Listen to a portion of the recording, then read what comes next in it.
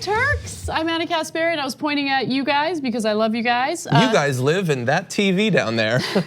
John Iadarola is very emotional about the fact that we get to host together again. It's not often that we get to do it just me and you. I know, right? It's like old times. It's gonna be a great show. We are going to do a little more analysis on Bernie Sanders' town hall on Fox News yesterday, mostly because Donald Trump has reacted to it and his reaction is hilarious. Later on in the show, we're going to discuss the tragic death of hip hop artist Nipsey Hussle and the reaction on Fox News, specifically from Laura Ingraham. And I am also excited to talk about, what are the other stories? I'm excited to talk about it, I promise. You got some Nancy Pelosi, you got some Glenn Beck. No, the Neera Tanden story. Oh yeah. Oh, it's so dramsy. I love the drums, it's so good. So we're gonna get to that a little later. But I wanna encourage you, if you're members, please go ahead and send us your comments because we do look at them and we read some of them when we come back from our breaks. And if you are not a member, please join, go to tyt.com/join or tyt.com/Anna or John to sign up and become a member. That helps to keep us independent, it helps to keep us afloat, and we really do appreciate it. Yes. All right, so let's get started. Last night, the Democratic frontrunner for the 2020 election, Bernie Sanders, had a town hall on Fox News. Now, the town hall did not go in the way that Fox probably intended it to. Bernie did a great job in answering the questions, even some of the more combative questions coming from the hosts, Bret Baier and McCollum. What was her first name again? Martha. Yeah, Martha McCollum. Shows how much I watch Fox News. With that said though, one of the people who did react to Bernie's performance during that town hall was Donald Trump. And so he tweeted the following: "So weird to watch crazy Bernie on Fox News. Not surprisingly, Bret Baier and the audience, and audience is in quotation marks, I don't know why, was so smiley and nice, very strange. And now we have Donna Brazile." Okay, so one real quick aside note, David Pakman noticed something about that tweet that I thought was a good catch, and he tweeted about it. He says, "Interesting to refer to Fox News as we, but as we know, Donald Trump and Fox News have a very good relationship with one another. Fox is very complimentary in their coverage of Trump, but Trump's tweet about Bernie's performance, in my opinion, shows that he might be a little worried, and there's good reason for that. So we're gonna show you some examples. So first, I wanna share a headline from Vox, and it says, "Bernie Sanders's Fox News town hall wasn't a debate. Bernie won anyway." And it's because of the way he handled the more combative questions coming from the hosts and the awesome way in which he handled the questions coming from the audience members. So with that said, let's take a look at the first video. This specifically has to do with a topic that Fox loves to fearmonger about, Medicare for all. I want to ask the audience a question. If you could raise your hand here, a show of hands of how many people get their insurance from work, private insurance right now. How many get it from private insurance? Okay, now of those, how many are willing to transition to what the senator says, a government-run system? So it's clear that there were some Bernie fans in the audience. In fact, Vox writes about that as well, saying it's apparent that Fox didn't stack the town hall with conservatives or people who hated Bernie Sanders. The next line makes me laugh a little bit. While the first questioner was a student organizer with the conservative youth organization, hate organization, Turning Point USA. Not a youth organization either. Yeah, the second was a progressive organizer who'd campaigned for Hillary Clinton. Yeah. So I don't know if those are, the demographics that are usually friendly to Bernie, but I will say that it appeared there were some supporters in the audience, which was great. Or hypothetically, people who supported the idea. Yes. I mean, we have to assume, he's there to persuade people. It would be sad if the only people who'd raise their hands on one of his policy proposals were people who'd already donated to his campaign. I mean, he's talking about a potentially massive change to American healthcare and health insurance, one that we believe would be much better for the people. Some people might simply agree. Yeah, I mean, I think that that's definitely the case. But look, more importantly, based on the way the questions were framed and based on how combative the hosts were, it was clear that Bret Baier and Martha McCollum were hoping that some of their, fear-mongering tactics would resonate with the audience that was there, and it didn't work. It actually backfired quite a bit. And I think that's what Trump was alluding to in his tweet. So the fact that people were smiling and were nice. Yeah, that people were smiling and nice. I think he hated that, and I think he hated the fact that there were several moments where Bernie's answers did receive applause. I want to give you another example. So the issue of Ilhan Omar came up, right? Of course, Fox News has helped to amplify this narrative that Ilhan Omar has minimized the severity of 9/11, that she's anti-Semitic, all of these allegations that are unfounded, untrue, nothing more than smear tactics. And so Bernie Sanders was asked about that, and here's how he handled it. You're also a staunch supporter of Congresswoman Ilhan Omar, who even... Hold it. No, I've talked to Ilhan about twice in my life, so.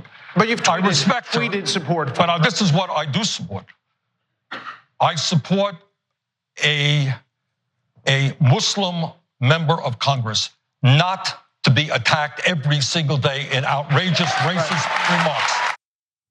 remarks. That was strong. Yeah. And his answer was great, but more importantly, the reaction from the audience as soon as Representative Ilhan Omar's name was mentioned on Fox News. Yeah, and do you think the way that it wasn't even really a question, it was just, you are a staunch defender of Ilhan Omar, do you believe that was intended to harm him? I mean, obviously we don't think that that's an insult or anything like that. Yeah. But yeah. Of course I think that was intended to harm him. And I say that because, first of all, he said that Bernie Sanders is a staunch supporter, making it appear that they have this close relationship. And so I appreciate that Bernie clarified it, and he's like, yeah, in essence, I support her, but I've had 2 conversations with her. I was actually surprised to find out they've only talked twice. Me too, to be honest. It makes me wonder how much any of them are talking to each other.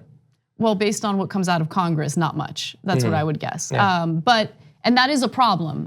But at the same time, I'm honestly impressed by the reaction from the audience, because based on what we've seen online and based on how successful the right wing is in spreading a hateful message in solidarity, I really thought that unfortunately these smears were sticking. And look, it's one audience. I think that it's anecdotal and you can't really draw a real conclusion about what the American people overall think about the Ilhan Omar story.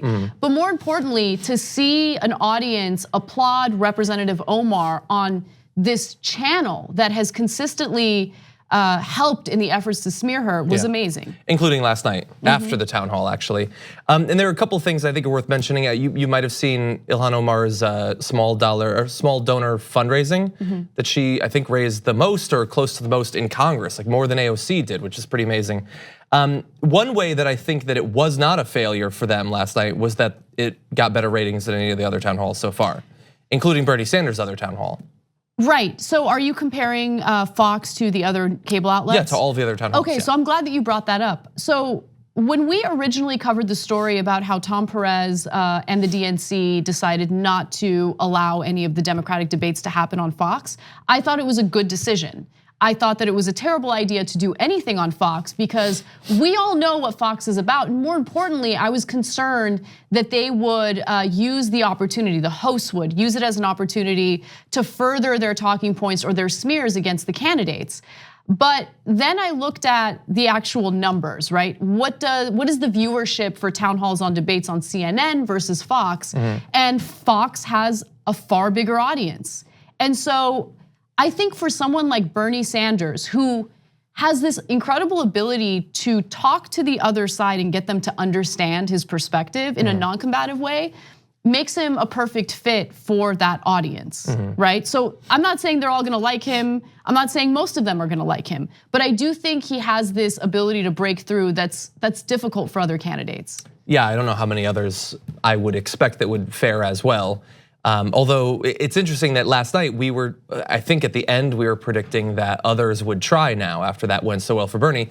And indeed, I forget exactly which, I think Inslee, Buttigieg, and I think one other are saying that they're expressing interest in possibly having their own Fox town hall. But again, I still don't think it's a bad idea for the DNC to not have Fox News conduct one of the actual mandatory sort of debates.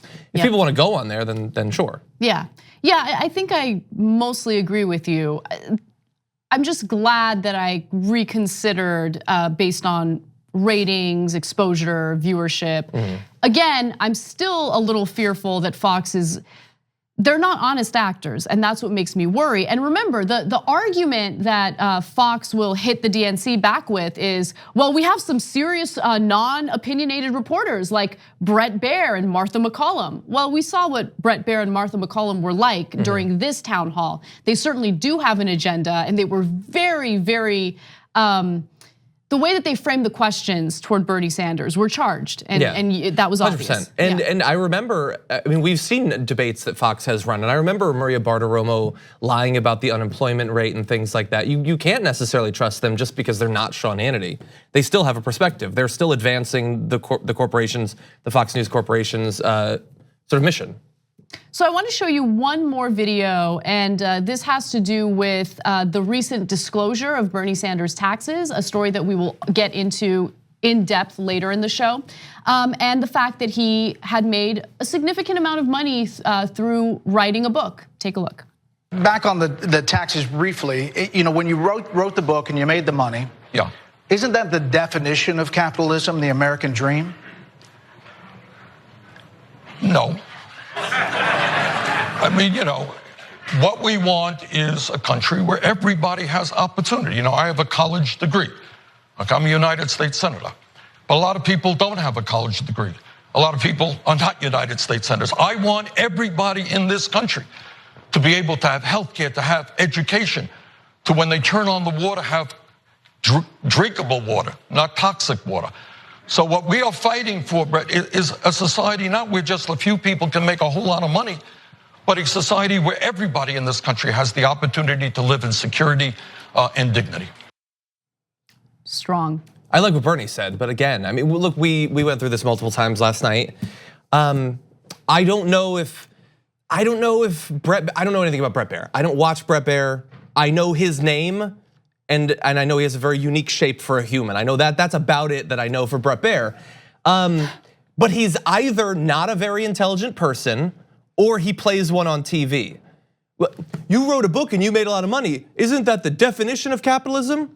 And under democratic socialism, what exactly would stop you from writing a book and making money? Everything. No, nothing. No, nothing that Bernie has said. They talk about these terms, socialism, capitalism, like they're kids who learned about them in a picture book, like that they've read a sum total of 30 words on them, that they've only absorbed the most obvious elementary school level propaganda about our nation's history. But the way that they talk about these issues does reflect that, and I don't think that it's an accident. I think it's done on purpose, and I think that it unfortunately transfers on. That lack of nuance and that ridiculous black and white simplicity transfers to the American people and their consciousness. Like the way that you hear average Americans talk about economic systems and what Bernie Sanders stands for, what communism is, what socialism is, their inability to, you know, like articulate the differences between communism and socialism. Like those two words are used interchangeably in America, constantly. And it drives me crazy, but it's again, because of the failure of the media, I think also the failure of education in America, the fact that it's been dismantled, underfunded, there are real consequences to that. Yeah, I just, sorry, as you were talking, I just thought, I wanna write the most boring but possibly most necessary book ever. I wanna write a book called What Words Mean. And I wanna have a page that defines communism and a page that defines fascism and explains why when Bret Easton Ellis inside of one paragraph switches back and forth between calling the same group of opponents those two things, that doesn't actually make sense historically or politically. You should include neoliberal in there as well. There's a million. Yeah, I mean, the issue is that words are used in a specific context, generally by responsible people who work in that context, and then it's released out into the wild and everybody latches onto it and they shred the meat from its bones like a pack of piranha until there's nothing left. That's exactly right. And I had, I'm blanking on her name, I apologize, but I had one of the candidates running in Queens DA race on the show this morning, and she took issue with me referring to her and some of the others in the race as being progressive DAs or progressive prospective DAs. Because she said, and I think she was 100% right, everybody is calling themselves a progressive reformer that's running in a DA race now, whether they are or not. Yeah, Nancy Pelosi was attacking AOC and Rashida Tlaib and all that, and then saying that she's the actual progressive. Just words don't mean anything anymore. You can't trust words to people. That's the issue with humanity, I think. I don't know if it's humanity. So expect that really boring book to come out in a couple of years. Well, and look, I think there are two different things happening right now. I think that there is, the ignorance surrounding what these words really mean. And I don't really think that's a failure of the American people. I think part of it, a huge part of it, is a failure of our media and the fact that education has been underfunded and dismantled. The other part, though, is politicians exploiting something that is exploiting an ideology and labeling themselves as progressives because it's the popular thing to do. And that has certainly gotten under my skin because it's very easy for anyone to say I'm a progressive, but what's the evidence behind it? How have you voted? What have you done in your political career that really proves that you're a progressive? And I think for Nancy Pelosi, maybe early on in her career, maybe she was more idealistic. I have no idea. But right now, the way that she is treating freshman Democrats and the way that she undercuts them does not show that she's a progressive. Yeah. So one other part of this that I just want to quickly share, and I love this. Again, this is from Vox. They write, by the end of the town hall, audience members were booing the occasional Bear and McCollum follow-up, even doing call and response with Bernie Sanders. I would love to know, like if you could poll, who did that crowd vote for in 2016? Like in the primary of the Democrats and in the general election overall, it'd be very interesting to find out because there are multiple ways that you could explain the response that he got there. I prefer to think that he won over a bunch of people. It's possible many of them were supporters of his. I mean, he does have a lot of supporters. I imagine Pennsylvania is not exactly the worst country for him. But it is very interesting, and it's also going to be interesting. Let's say that Jay Inslee might not end up getting a Fox News town hall, but Buttigieg probably would. He's like the golden boy in the media right now. Is he going to be as successful?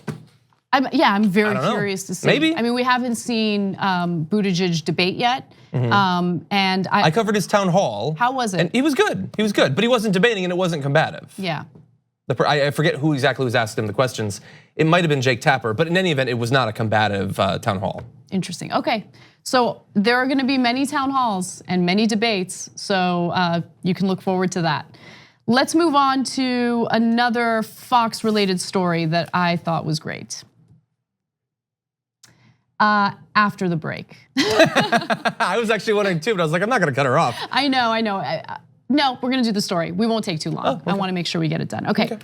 So recently, a Fox reporter, his name is Todd Pirro, went to a diner in Pennsylvania and asked about various issues. And this is after the Bernie Sanders town hall that took place on Fox. And the answers from the respondents was interesting. So there's a man named Seth and his daughter at this diner, and they're answering. Let's hear what they have to say. Seth, you say you're worried about how to pay for all of Bernie's ideas. Why? Well, I think that as a country here, we have founded ourselves on principles of smaller government, and to increase the government size when we have a debt the size that we already have, it's going to be very difficult. One of my favorite topics, though, is education. I think everybody getting a better education, further education, would be good for our country. If you look at right after World War II, we had the GI Bill, and it shot our economy to the moon. And I think if we could figure out a way to do it, it would be a really good thing for us. Seth, speaking of education, your daughter Kristen is a student, and she says when you're talking to your friends about an issue, the number one issue that you guys focus on is climate change. Why? Ultimately, the other issues are all solvable, but if the planet starts catching on fire and we're all dead, it doesn't do us any good to see how much money we can make. And she goes back to eating. A lot to unpack there. Young people give me hope, and I love seeing her answer there. But I want to just go back to what her father said, Seth, because he starts off with some strong critique of Bernie Sanders and his policy, because he's very much worried about big government and how to pay for big government. And then he immediately pivots to what government has done right, like the GI Bill, which ended up helping the economy, right? Anyway, thoughts on that? Yeah, yeah, he critiqued it. I wouldn't particularly say it's a strong critique, saying no, it's a terrible critique. Yeah. Okay, good. Yeah, it's a terrible critique. You were playing that very straight-faced. Just saying I don't like big government. Okay, that doesn't mean anything. It doesn't. No, but it means what fiscal conservative means. It means I like what I like and I don't like what I don't like. All of the things that I like don't count as big government, and the things that I don't like or make me feel uncomfortable, that's big government. That's all it means. That's a good way. I'm not attacking him. Well, I am, and everyone else who says big government or small government. Yeah, I don't know if it's attack on him. It's attack on how he's unable to see that the GI Bill was government.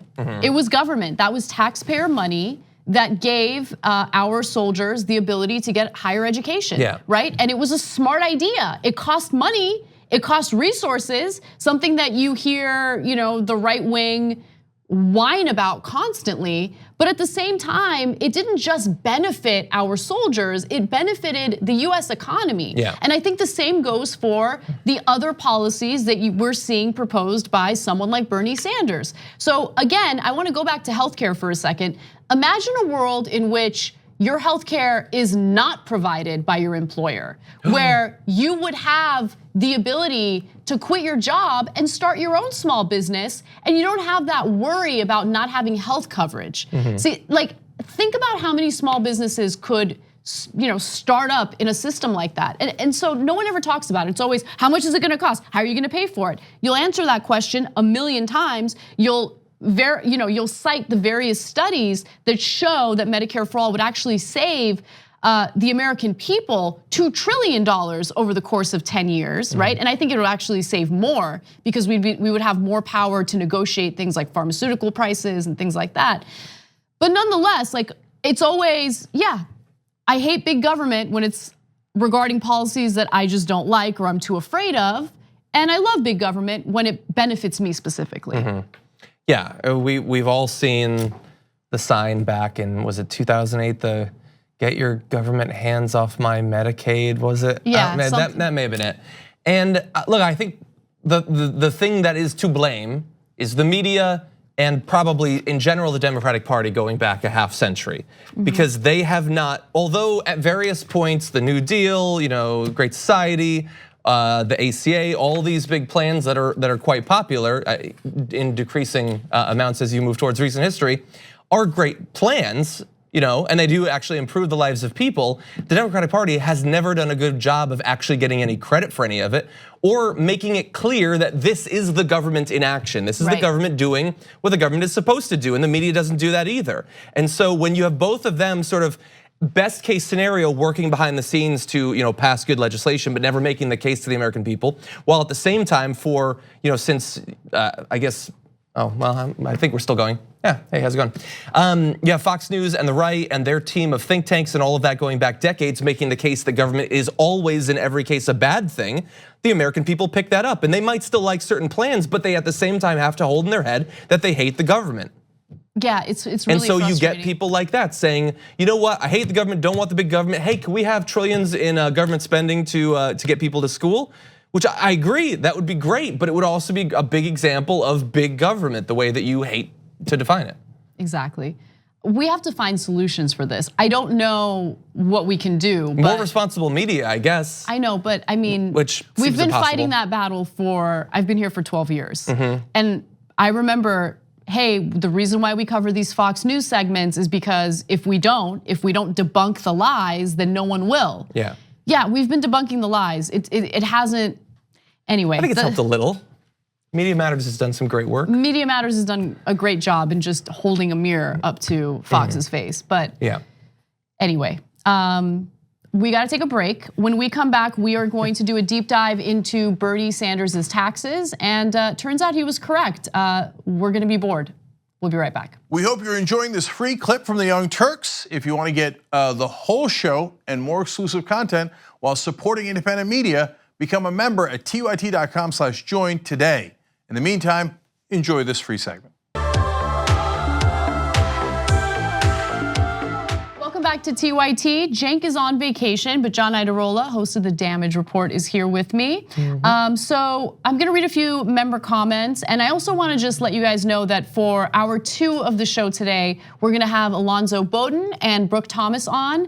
John will finally get to go home and get some rest because you have that early morning show. Oh yeah. I slept at my desk again after lunch today. Yeah, well, you're just briefly taking Benadryl, which is a terrible idea. Yeah, it's fun.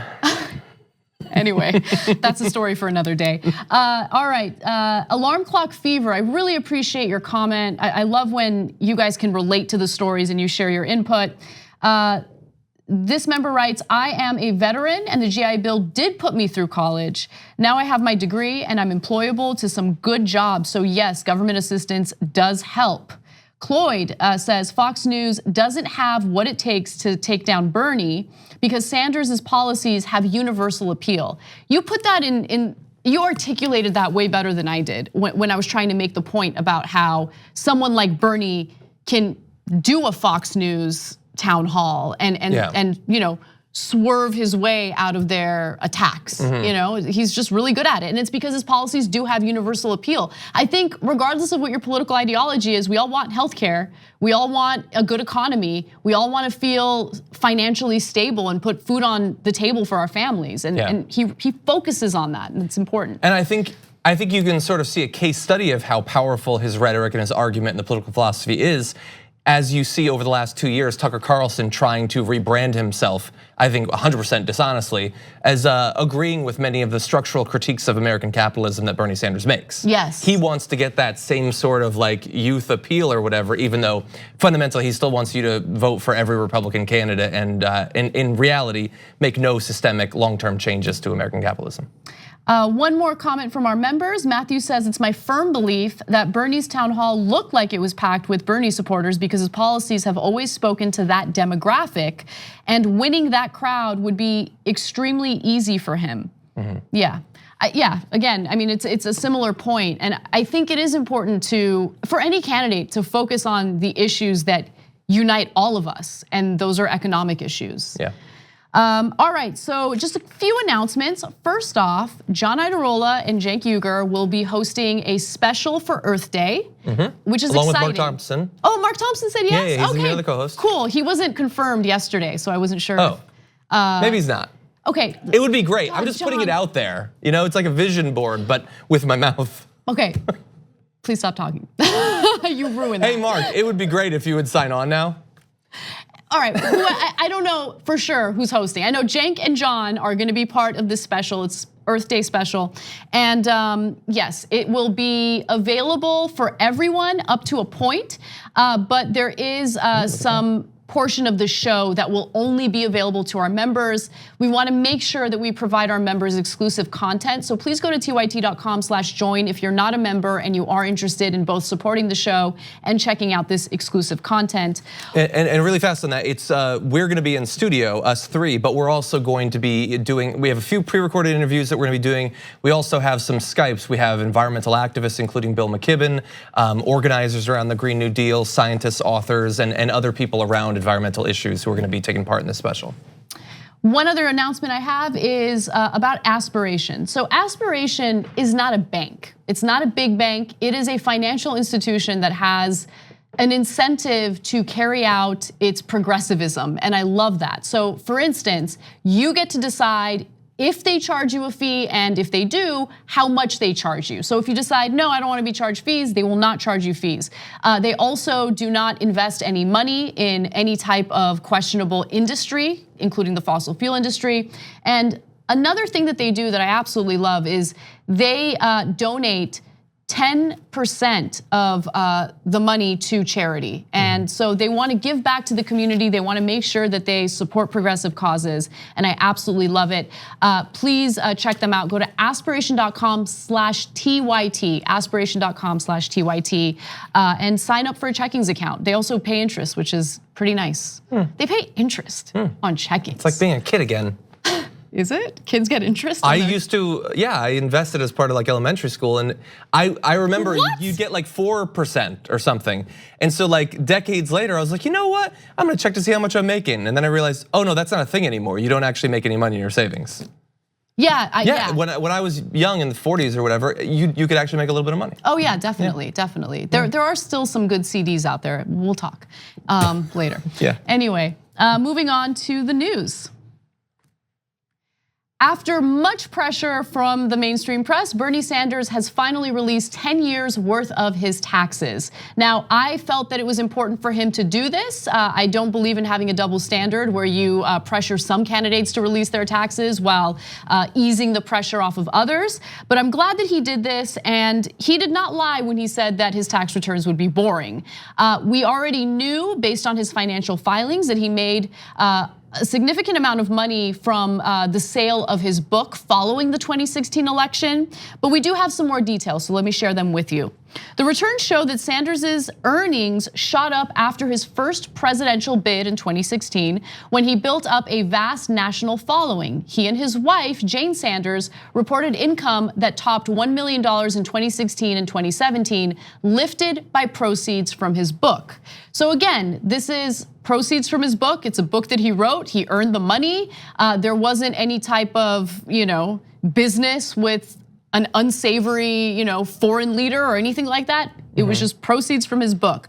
The couple had an adjusted gross income of $561,293 in 2018. Sanders had about $393,000 in book income last year, and he and his wife reported giving nearly $19,000 to charity.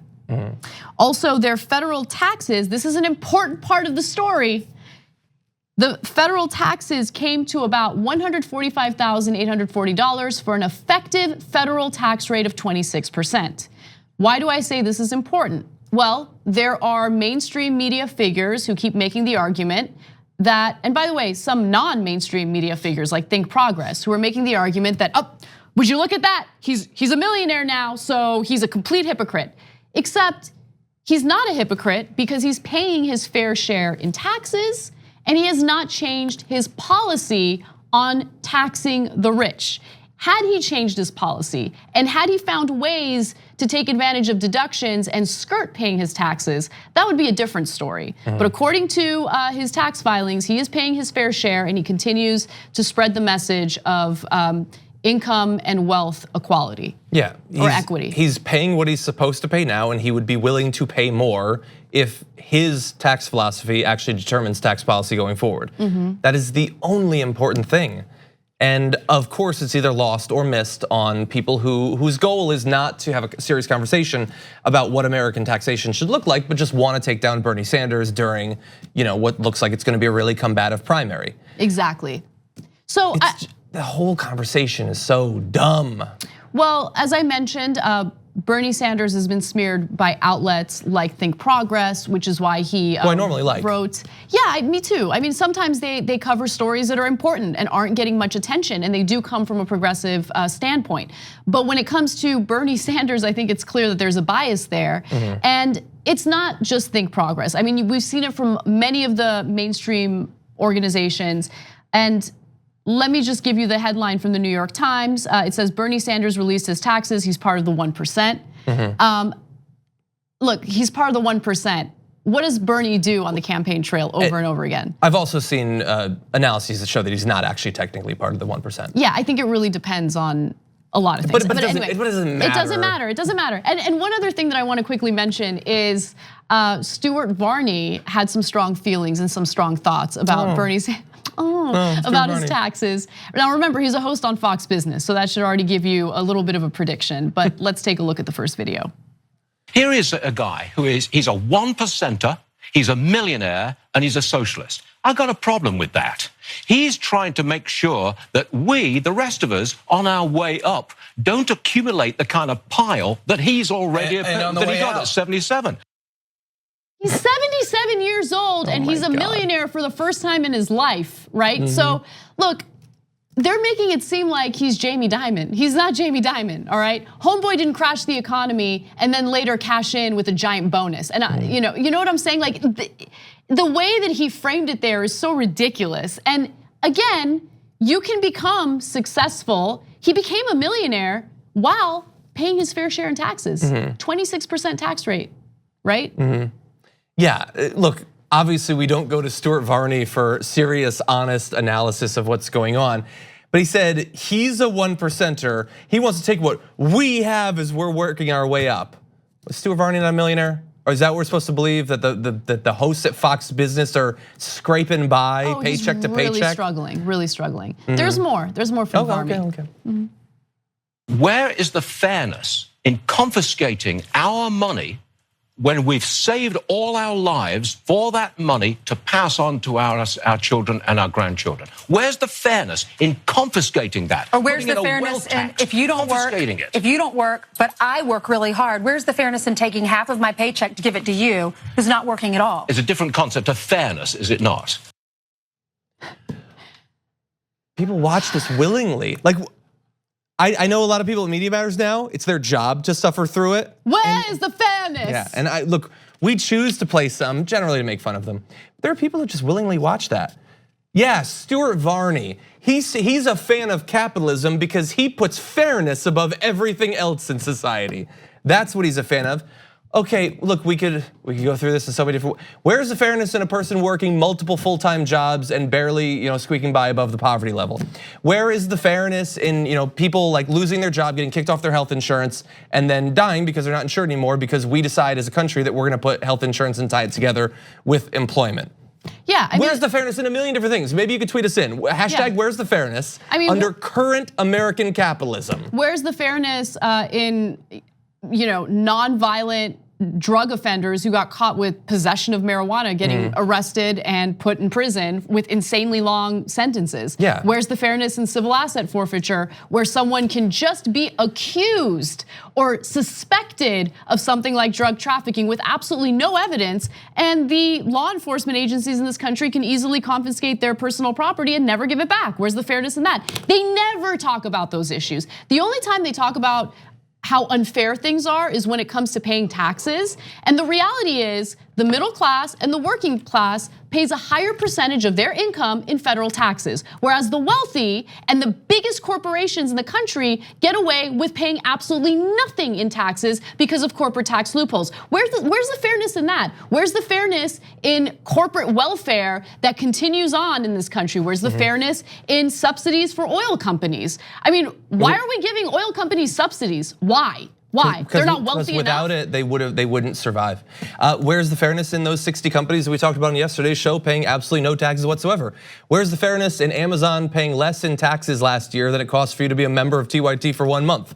Where's the fairness in that? Where's the fairness in people's purchasing power not going up over the last 40 plus years? Yes. Where's the fairness in the fact that as our productivity as a workforce is constantly going up, we don't actually make any more for it?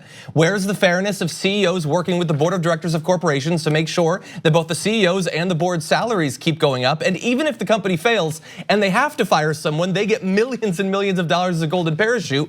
While if you're a person working for that corporation and it goes under, you're gonna be on your ass with nothing. Where is the fairness in that when you are the one actually doing the work and producing the products and services? Where's the fairness in literally anything? You could wander in any direction across our great country and look under any rock, you will find no fairness whatsoever, because our system is not designed to produce fairness, it's designed to produce profits for a very small group of people. And where's the fairness in the fact that John Iadarola took a Benadryl today and he's still on fire? Yeah, still on fire. I'm gonna take a nap after this. But yeah, there's no fair. Where is the fairness that on that video that you were watching, Steve Doocy makes more money than any of us? I know, it's amazing. The guy didn't finish 3rd grade. Well, he can't be left alone in a room with crayons, but he makes millions every year. As we all know, the most lucrative— I won't say what he does with the crayons, but not anymore. No more crayons for Steve Doocy. We all know that the most lucrative job title in America is useful idiot. Yeah, and we see it in the media all the time. Yeah. Moving on. After the break, we will come back and do a story about how some of Trump's cronies were caught on audio saying disparaging things about him. Who are they? What did they say? You'll find out when you come back.